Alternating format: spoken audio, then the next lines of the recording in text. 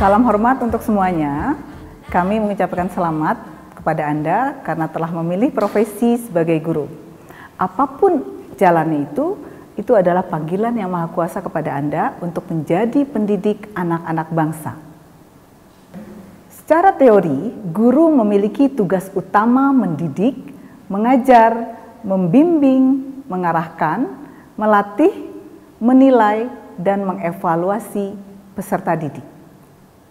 Namun bila dilihat dari bahasa Sanskerta, kata guru dimaknai sebagai orang yang senantiasa membawa sinar terang ke dalam kegelapan. Semakin gelap kondisi lingkungannya, semakin bermakna kehadiran guru. Selama ini, banyak yang beranggapan bahwa pekerjaan utama guru hanya menyampaikan materi ajar di depan kelas, hingga peserta didik menguasai dan kemudian mengujinya melalui hafalan. Padahal, setiap peserta didik adalah manusia yang unik, yang memiliki potensi yang berbeda satu dengan lainnya. Tugas gurulah untuk memberi ruang yang lebih luas kepada peserta didik untuk terus berkarya dan berkreasi menurut apa yang mereka minati, sehingga tumbuh sikap kreatif, sikap disiplin, produktif, dan ulet.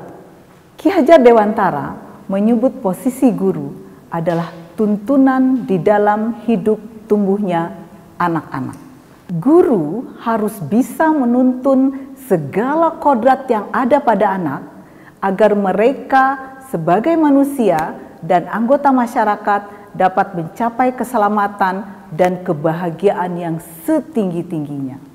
Dengan peran yang begitu strategis, profesi guru kerap kali dipandang mulia. Nah, apakah Anda merasakan hal itu?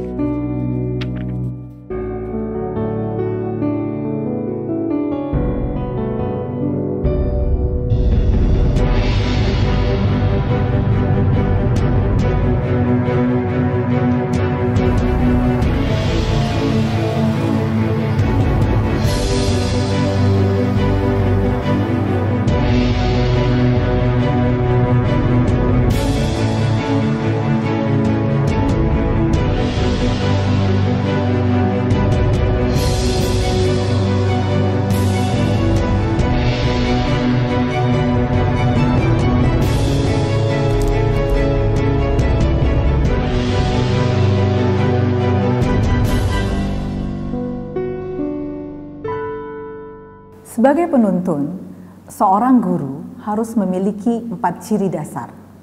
Apa itu? Yang pertama, harus memiliki integritas. Yang kedua, bisa dipercaya. Yang ketiga, memiliki pengetahuan luas. Dan yang keempat, selalu menebar kebaikan. Tapi tahukah Anda, apa itu integritas? Ya, integritas adalah perilaku konsisten dari apa yang dipikirkan, yang diucapkan, dan yang dilakukan dengan patokan pada kebenaran menurut nilai moral dan nilai agama. Sederhananya, integritas berarti melakukan sesuatu yang benar walau tidak ada orang lain yang melihat kita.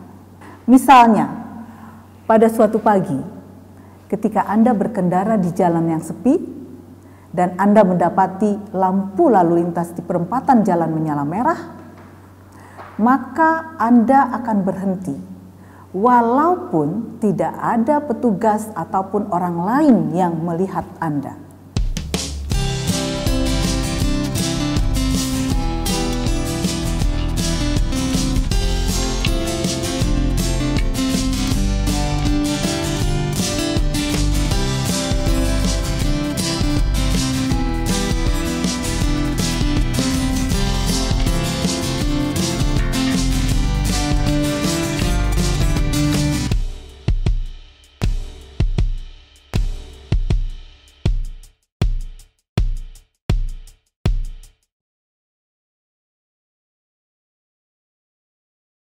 SMK Negeri 4 Denpasar sebelumnya sudah diberitahukan kepada pihak sekolah dan guru-guru juga. Kita diperbolehkan untuk membuka HP ketika memang guru yang mengajar atau guru yang bersangkutan memperbolehkan.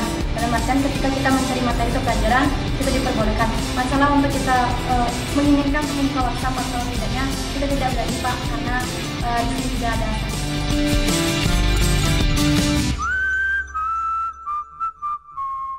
Korupsi? No. Anti korupsi? Yes. Sebagai pembawa terang, sudah sepatutnya guru menjadi contoh yang baik untuk peserta didik, termasuk dalam praktek perilaku berintegritas. Sederhananya, bila kita ingin mendidik murid bisa menghargai waktu dengan tidak terlambat datang ke kelas atau ke sekolah, maka guru pun harusnya tidak boleh terlambat sampai ke kelas, apapun alasannya.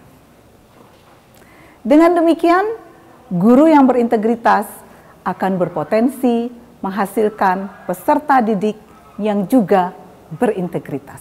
Aku ini anak jujur, karena anak jujur itu anak hebat. Setiap pagi hari anak-anak datang sekolah, sampai di depan sekolah dia sudah melihat ada patung di sana, dua patung. Pertama adalah patung Ganesha, kedua adalah patung Dewi Saraswati. Kedua-duanya patung itu adalah melambangkan dewa ilmu pengetahuan. Yang satu dewa ilmu pengetahuan, Ganesha itu, yang satunya Dewi ilmu pengetahuan. Jadi begitu anak-anak sampai di sekolah, dia sudah terpikir dalam pikirannya yang ada adalah ilmu pengetahuan. Jadi anak-anak siap belajar, sehingga dia tunduk, hormat, sujud di depan dewa ilmu pengetahuan.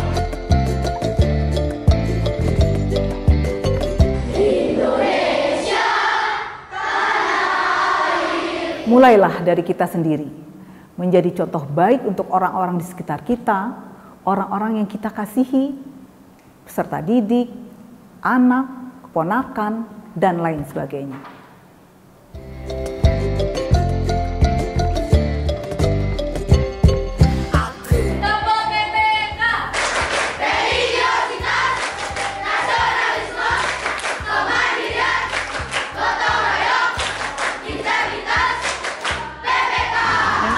Tiap pagi kita ini adakan di sekolah itu Tepuk PPK biar ini anak-anak juga dapat melaksanakan dalam kehidupannya sehari-hari.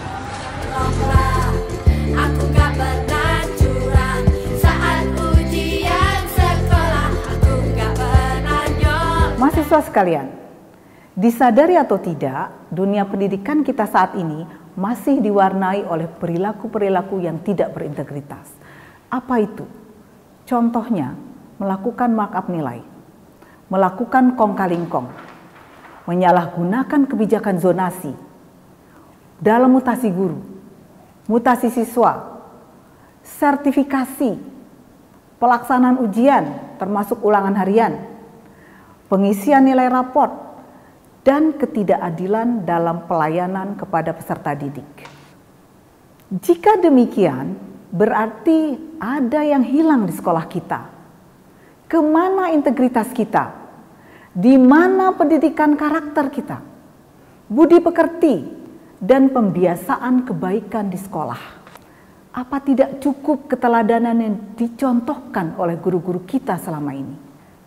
Banyak dari kita sebagai pendidik lebih menyukai mengajar peserta didik yang penurut, yang tertib duduk mendengarkan dengan baik apa yang kita sampaikan, yang tidak banyak tingkah, tapi sebenarnya atas nama belajar, mereka berada dalam posisi yang terancam. Karena bila tidak belajar, mereka tidak akan lulus ujian. Yang paling buruk adalah mereka tidak bisa naik ke kelas selanjutnya.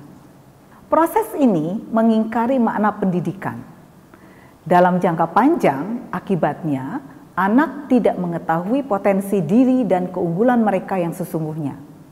Maka ketika juara, mereka merasa paling hebat, sehingga memandang rendah orang lain.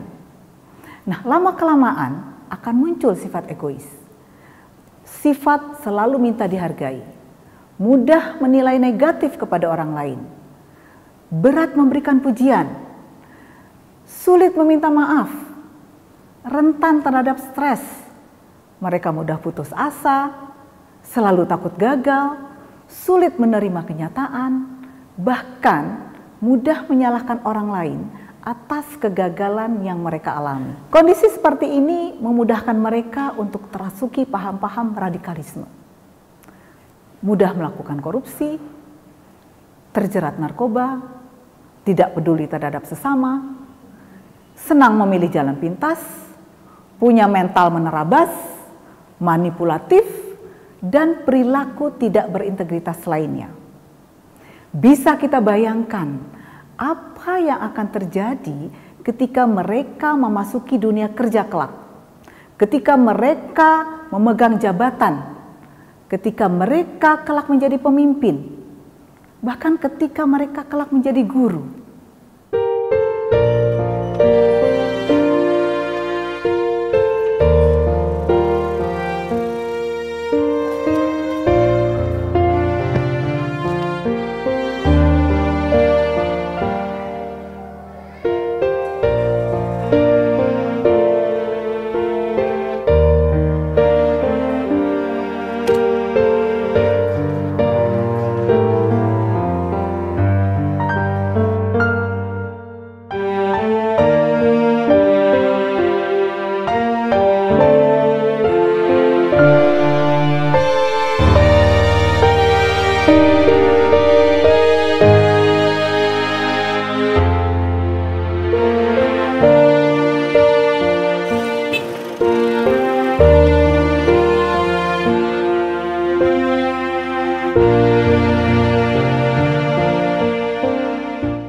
Di tengah segala persoalan yang mendera moral bangsa, perlu proses pendidikan yang berbeda.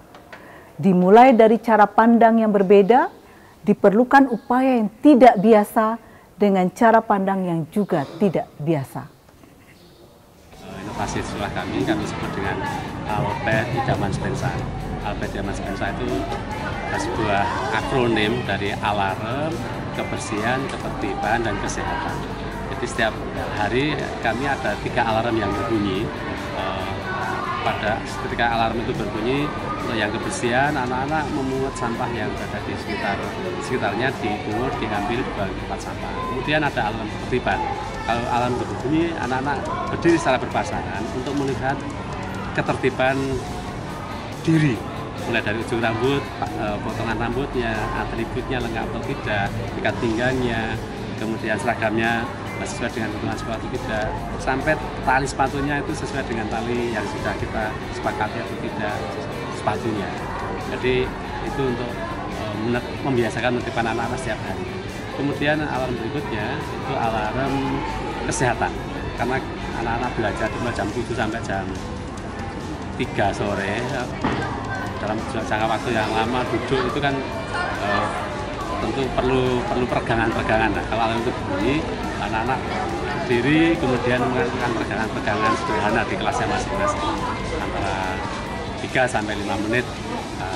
Kalau sudah selesai, harapannya anak-anak kembali fresh untuk mengikuti belajar. Mahasiswa sekalian, pada dasarnya penguatan integritas itu merupakan pendidikan sikap, pendidikan nilai, dan pendidikan karakter yang memiliki sejumlah prinsip-prinsip yang harus dipenuhi. Prinsip pertama, mengubah pola pikir.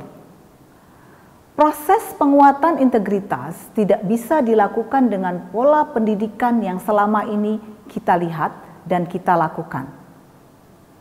Perlu sebuah terobosan, inovasi, dan upaya yang tidak biasa.